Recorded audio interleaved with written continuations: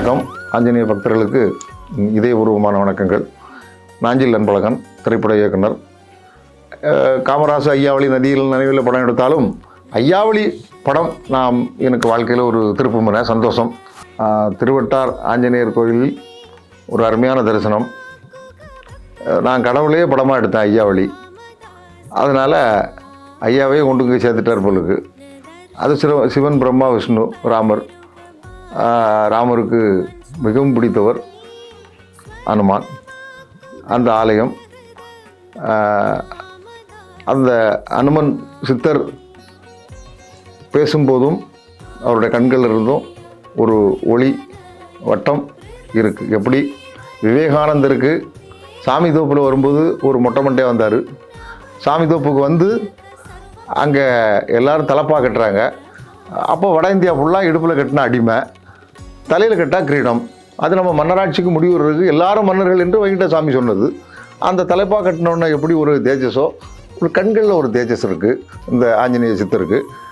அவர் ஒருத்தர் உள்வாங்கி ஆஞ்சநேயர்கிட்ட அனுக்கிரகம் பெற்று அந்த அவருடைய வார்த்தையில், அந்த அவருடைய நாவில் ஒரு குறியாக வருது. அந்த குறி நோய் இருந்திருக்கும் நமக்கு ஒரு அருமருந்து. இந்த தீபாராதனை, அந்த சடங்குகள் வந்து எனக்கு ஒரு புது அனுபவம். ஆஞ்சநேயரை இவ்வளவு தீபத்தில் நான் அங்கே தான் பார்த்துருக்கேன். அப்போ ஒரு பெரிய ஒரு ஒளி. ஆதி மனிதன் கடவுளை ஒளியாக தான் வழிபட்டான். இன்றும் அந்த ஒளி வழிபாடு அதிகமாக இருக்குது. அது இந்த கோயிலில் கொஞ்சம் அதிகமாக இருக்குது. ஒரு கோயிலில் போனால் நமக்கு ஒரு வைப்ரேஷன் வரணும், நமக்கு ஒரு சந்தோஷம் வரணும். ஒரு கோயிலுக்கு போனால் நம்ம செல்கள்லாம் புதுப்பிக்கப்படணும், நமக்குள்ளே ஏதோ ஒன்று நடக்கணும். அதுதான் ஆன்மீகம். அது ஒரு உள்முக தியானம். நம்மளை திருப்போம், நம்மளை உள்ளுக்கு இழுக்கும்.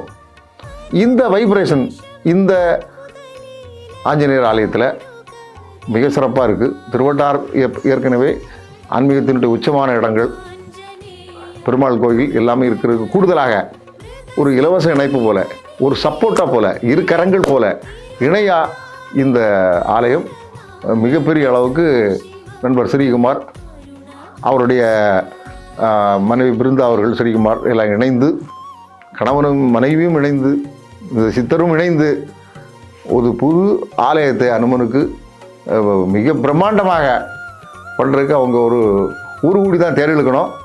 அப்படி எல்லாருடைய பங்கு, நம்முடைய பங்குகள், நமக்கு என்ன முடியுமோ அது செய்ய வேண்டும். கடவுளையே படமாக எடுக்கிற பாக்கியம் கிடைத்ததால் இந்த திருவட்டார் ஆஞ்சநேயர் கோவிலுக்கு வரக்கூடிய பாக்கியம் வந்தது. பிற்காலத்தில் இந்த அதிசயங்கள், அனுமனுடைய அவதாரத்தை பற்றி ஒரு படமாக எடுக்கிற பாக்கியம் கிடைக்கலாம்.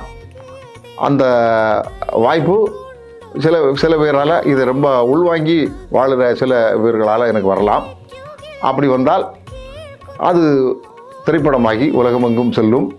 அந்த பாக்கியம் ஐயாவளிக்கு அப்புறம் ஒரு ஆன்மீக படம் எடுக்கிற பாக்கியம் எனக்கு கிடைக்கட்டும். அனுமனுடைய அனுக்கிரகம் கிடைக்கட்டும். நன்றி, வணக்கம்.